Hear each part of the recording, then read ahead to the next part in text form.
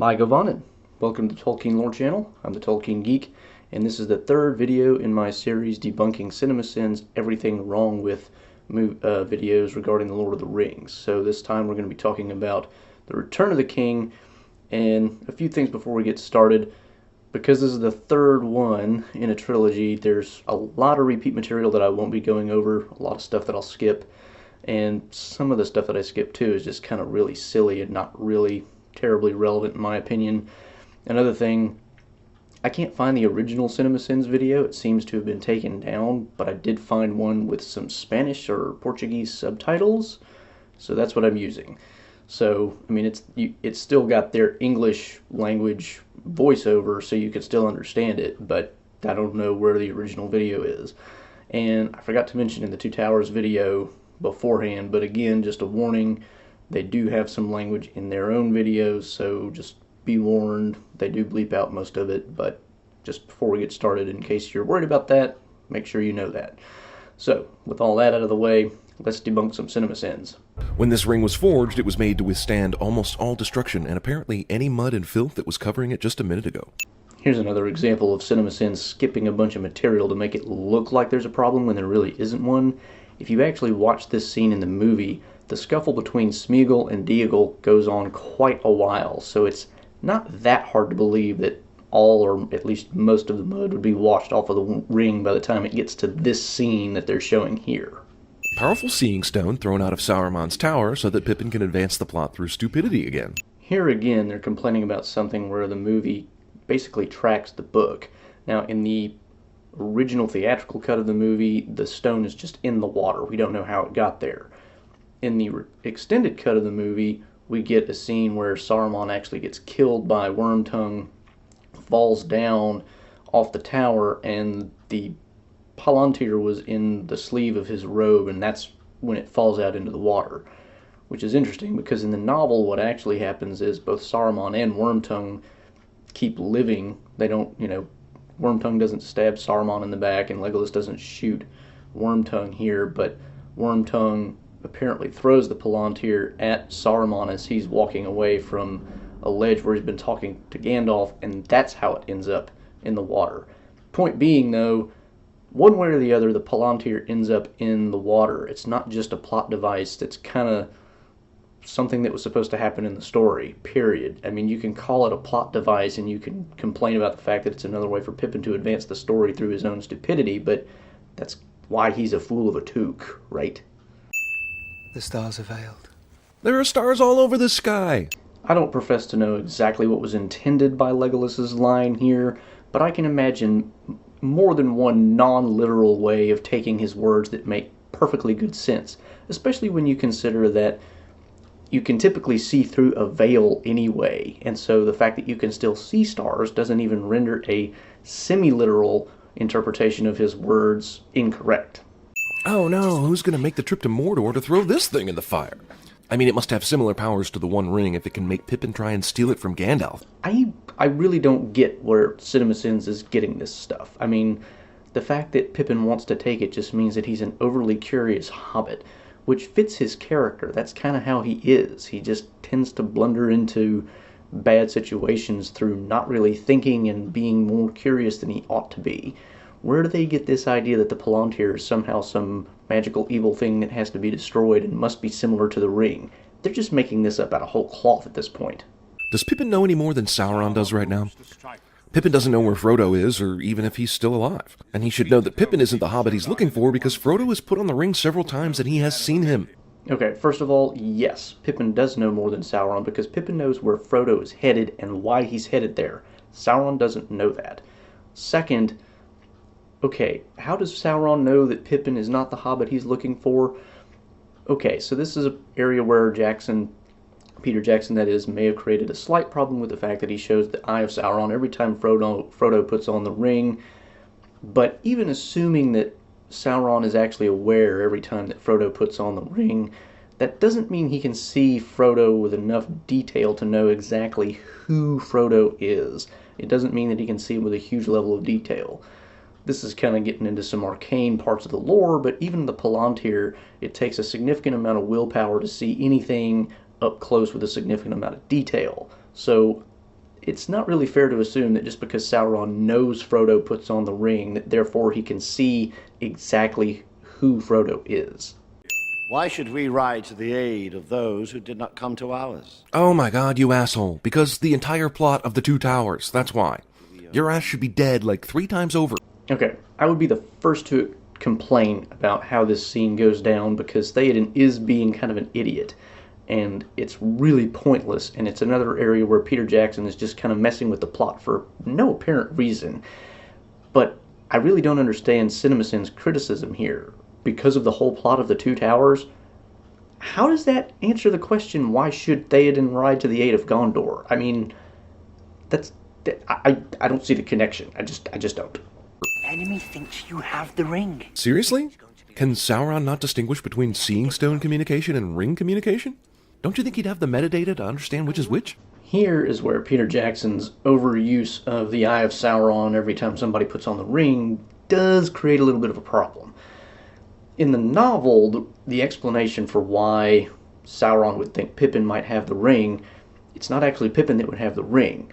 Sauron knows this Palantir belongs to Saruman, so when he sees Pippin using this Palantir, he assumes Saruman has captured Pippin because he already knows that Saruman has basically kind of turned against him and is going after the ring himself. So at this stage, he thinks Saruman has captured the Hobbit who has the ring, and therefore he's going after Saruman to get the ring, thinking that Saruman basically just had Pippin show himself to Sauron to torment him or something like that. So that much more neatly explains this, whereas in the movie, you do have to wonder, why would Merry assume that Sauron knows, or believes rather, that Pippin has the ring? The best explanation I can think of is that because Pippin is also a hobbit just like Frodo is a hobbit, therefore there's a high suspicion that any hobbit involved in all these highfalutin matters, including a Palantir, probably is the hobbit that he's been looking for this whole time. But that's kind of weak. It's pretty to look at, but Minas Tirith is definitely the least practical city ever built. It's basically chutes and ladders come to life. Least practical for what purpose? Minas Tirith is a fortress city. All that winding back and forth through one gate at each level has a very specific purpose. It's called defending the inner city. For that purpose, it is highly practical.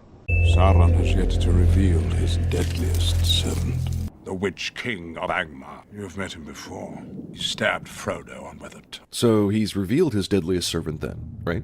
This is a bit awkward, and I'm not sure the novel ever puts it quite the same way that Gandalf does here in terms of revealing the Witch King as his most deadly servant, but in the novel and in the movie, you do definitely get the impression that for most of the story, the ring wraiths don't have a whole lot of differentiation between themselves. They're all kind of equal, whereas once you get to this point, the Minas Tirith and the Battle of the Pelennor Fields, the Witch King has basically stepped out as clearly the most powerful and most dangerous of the ring wraiths, and so there is a sense in which you can say that he has been revealed as Sauron's most deadliest servant, even if he himself has been revealed as existing at some point in the earlier story. So you can take Gandalf's words in a way that makes sense here.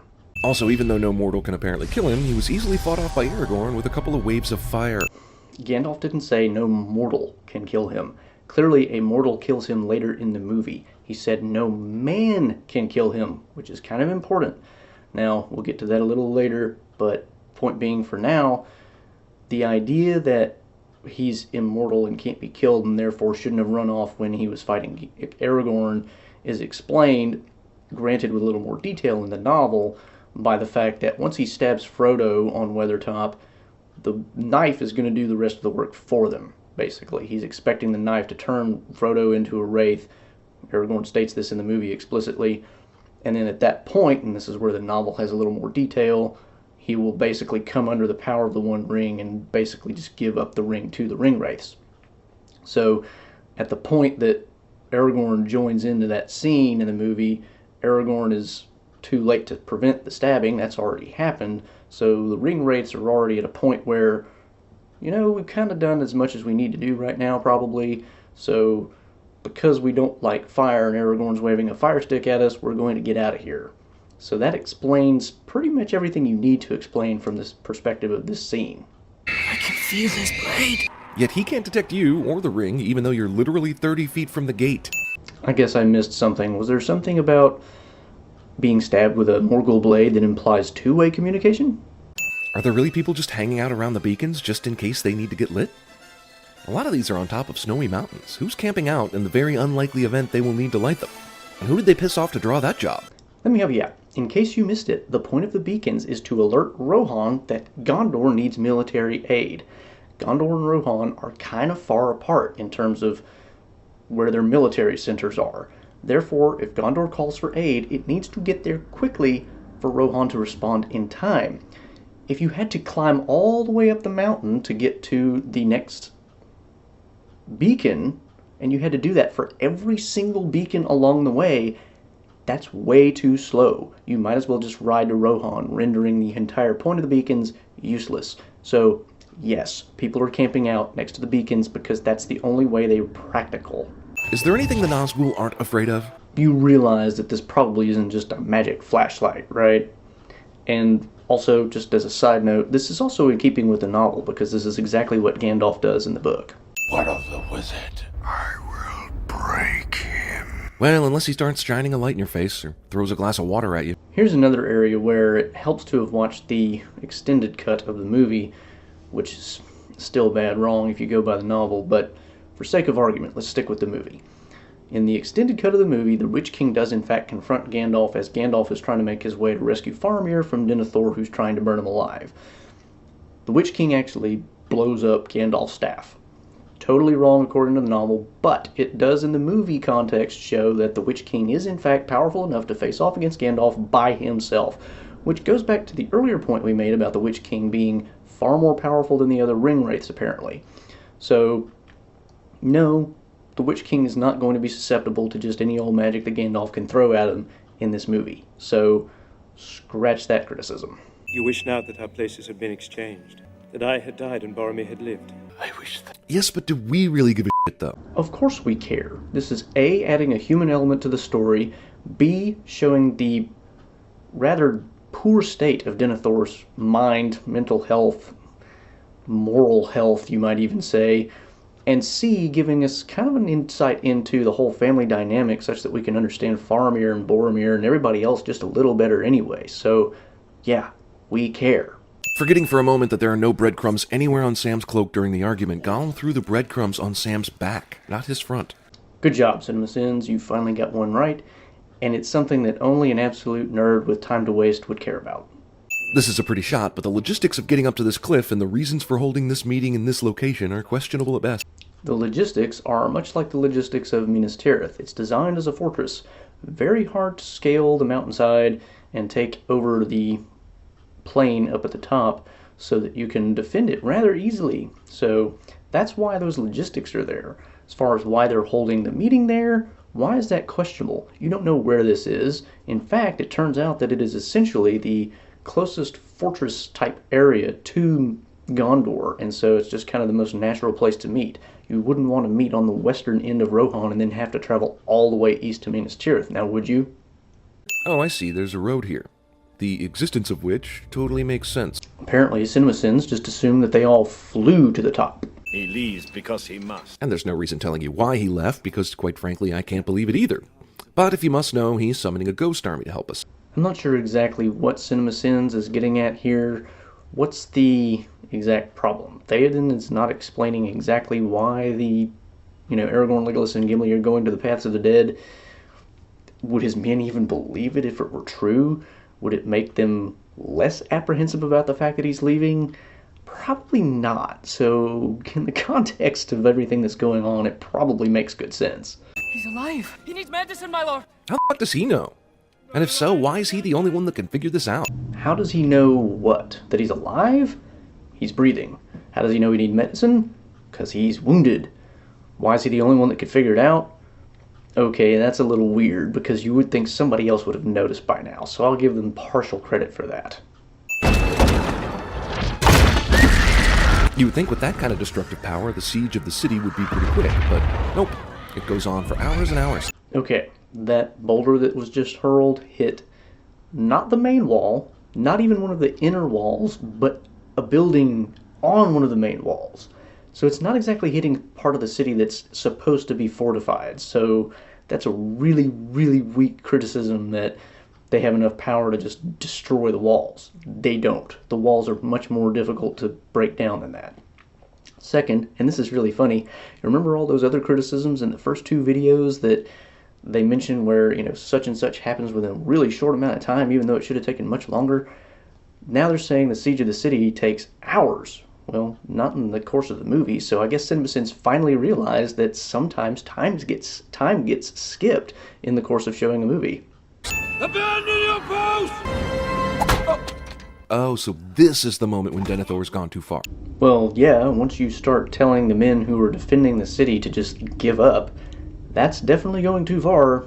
Prepare for battle! Also, Gandalf wasn't around anywhere when they dragged Faramir into the castle, but then shows up just in time to beat Denethor with his staff? What was he doing this whole time? I can think of any number of reasons why Gandalf wouldn't have been on the scene at the time, but could have gotten word of Faramir's return just in time to show up right now. Does it really matter which of them is the correct one? I guess Gollum can just fall hundreds of feet down a mountain, no problem. Actually, it is made fairly clear that Gollum can survive quite a lot. Also, we don't know exactly how far he falls, because again, he gets lost in the gloom. Kind of like the riders of Rohan in the Two Towers video that come out of the gloom, but must have been way too far away to throw that spear. This battering ram is truly awesome. It's a feat of imagination, but wow, someone actually thought to spend way more time on this than necessary. Let's make it huge, and then we'll carve it into a wolf, and let's put a fiery stove in its mouth. It's huge because it has to be to break through the gate. It's got a wolf head because that actually is a throwback to Sauron in the Silmarillion, where he ends up turning into a werewolf. I'll link to a video that talks about that.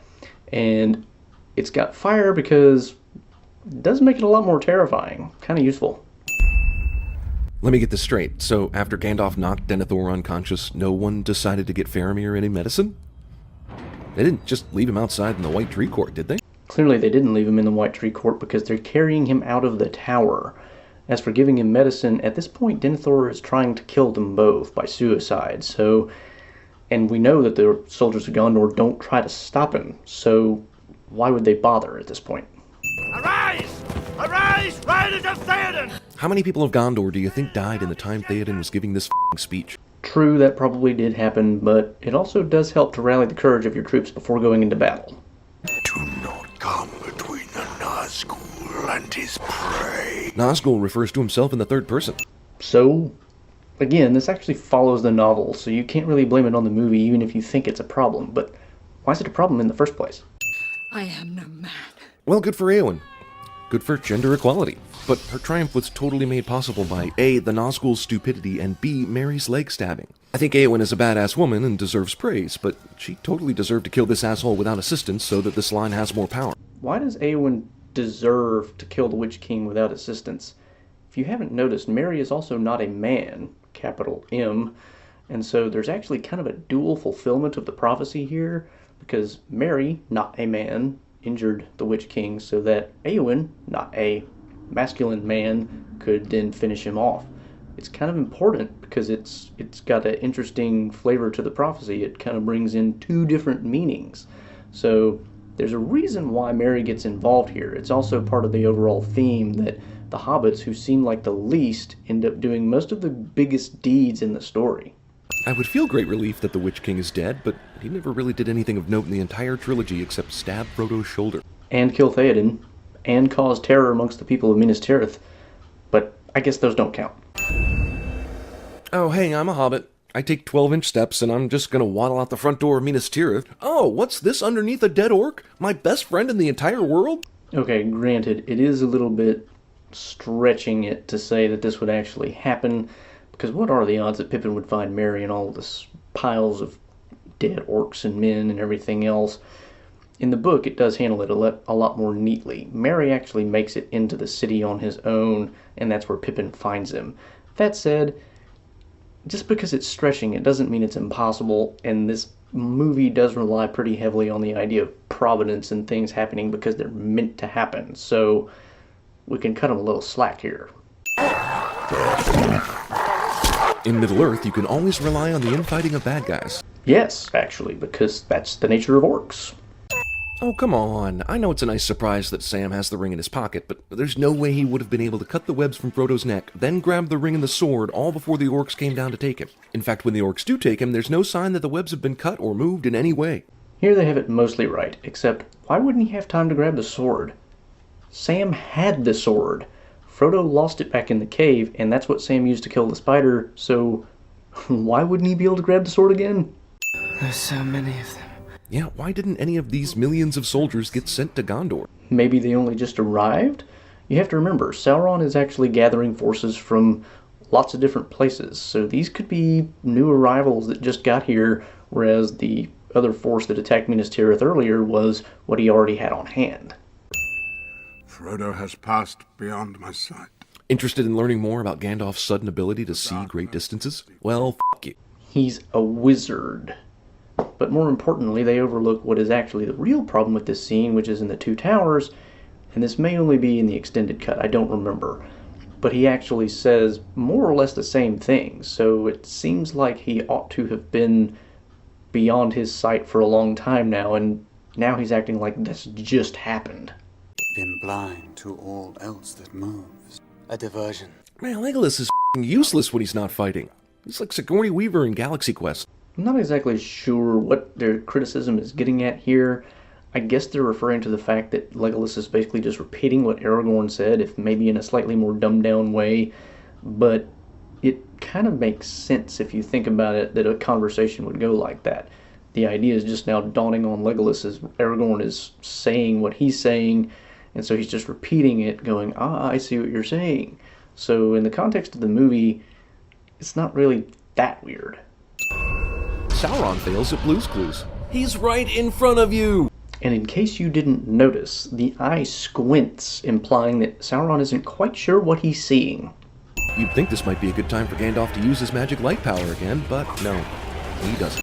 You might also notice that Gandalf doesn't have his staff at this point, and hasn't since he rescued Faramir from Denethor's suicide attempt. Why that is, you have to watch the extended cut, which is kind of a poor decision on Jackson's part. But again, I mentioned earlier that in the extended cut, the Witch King actually exploded Gandalf's staff, so maybe he can't do the magic light thing anymore. Eagles! The eagles won't fly over the lands of men for fear of being shot down by arrows. But now they have no trouble flying all the way to the motherfucking Black Gate of Mordor, where orcs and Nazgul and Sauron live. Whoa, wait a minute. What was that first part again? The eagles won't fly over the lands of men for fear of being shot down by arrows. Okay, CinemaSins, you gotta make up your mind. Are you going to take into account things that you know from the movie and things you don't know from the movie? Or are you going to go only by the movie? Because if you're going to go only by the movie, where did you get this idea that the eagles won't fly over the lands of men for fear of getting shot? That is nowhere stated in the movie. If you're going to go by stuff other than in the movie, you've got to go back and revise probably a good 30% of your other videos.